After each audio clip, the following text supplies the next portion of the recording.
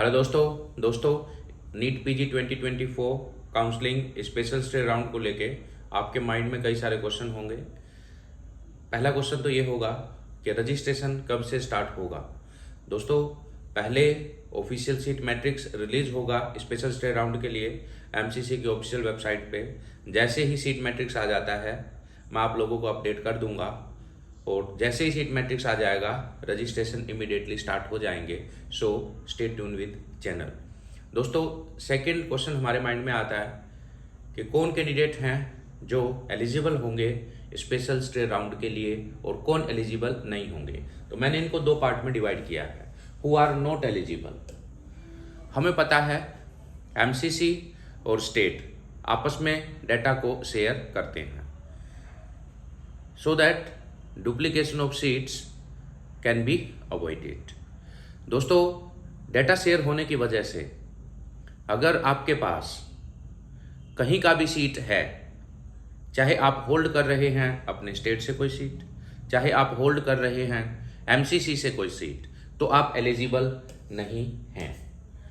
Second, अगर आपने free exit जो कि फर्स्ट राउंड के बाद अलाउड होती है, फिर सेकंड राउंड के बाद भी हमें मौका दिया गया था सिक्योरिटी फॉरफिट के साथ सीट को रिजाइन करने के लिए, तो जब हमें यानी फर्स्ट राउंड और सेकंड राउंड जब हमें ऑफिशियली अलाउ किया गया था जॉइंट सीट से रिजाइन करने के लिए, उसके बाद भी या उसके अलावा अगर किसी ने सीट ज्वाइन किया है और रिजाइन कर दिया, या यूं कहें सीट ज्वाइन कर दिया और कोर्स को इन बिटवीन लेफ्ट कर दिया किसी भी रीजन की वजह से, तो वो कैंडिडेट भी एलिजिबल नहीं है।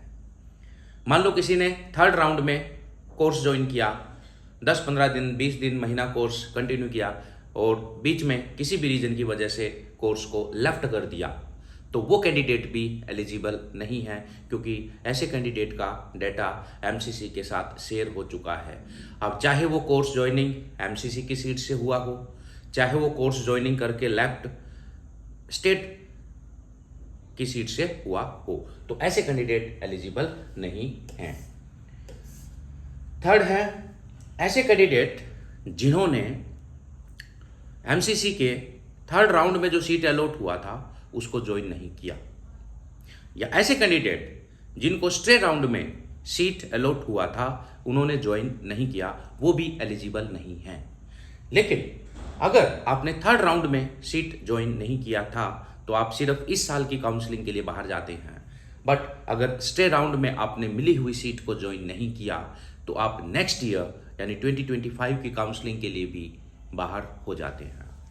Now let's talk about who are eligible. दोस्तों, जैसे कि हमें पता है कट ऑफ परसेंटाइल को रिड्यूस कर दिया गया है 5 परसेंटाइल तक। सो जो न्यूली क्वालिफाइड कैंडिडेट हुए हैं, तो न्यूली क्वालिफाइड कैंडिडेट अपना फ्रेश रजिस्ट्रेशन कर सकते हैं जैसे ही पोर्टल ओपन हो जाएगा।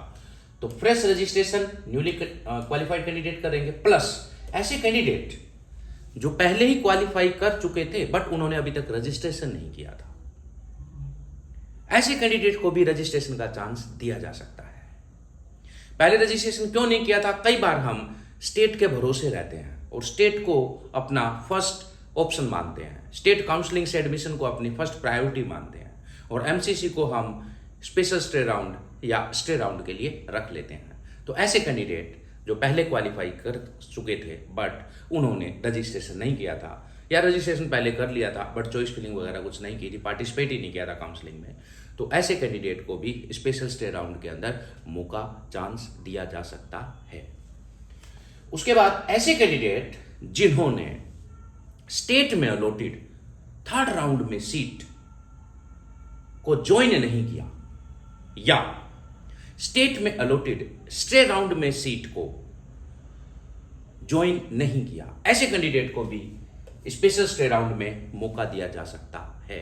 क्यों? क्योंकि ऐसे कैंडिडेट का डाटा शेयर नहीं हुआ है। जब इन्होंने ज्वाइन ही नहीं किया स्टेट में, या तो थर्ड राउंड में किसी ने ज्वाइन नहीं किया या किसी ने स्टे राउंड के स्टेट में ज्वाइन नहीं किया, तो इनका डाटा एमसीसी के साथ शेयर नहीं हुआ है, कहीं पे इनके डॉक्यूमेंट्स सबमिट नहीं है, और ऐसे कैंडिडेट भी एमसीसी के स्पेशल स्टे राउंड के लिए एलिजिबल हैं। तो तो दोस्तों I hope this video will help you and will clear your all doubt regarding eligibility criteria. Thank you very much.